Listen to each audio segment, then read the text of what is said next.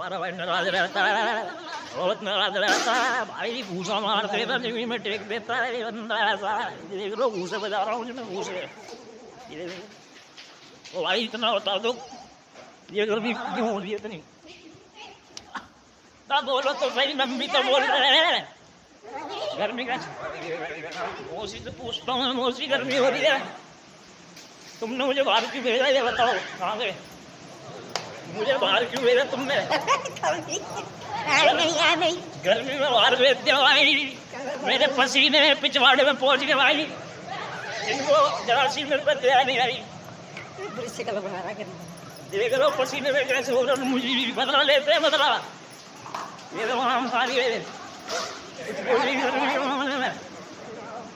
बहुत ज्यादा गर्मी हो रही है।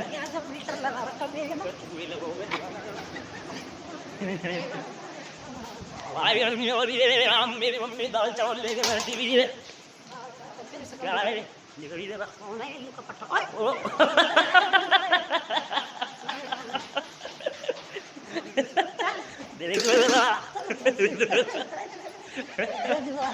सारे बैठे हुए हैं, आपने पार्टी करना है यहाँ पे। पार्टी भाई क्या खा रहे हो भाई? मुझसे तो बोला भाई, मूली मूली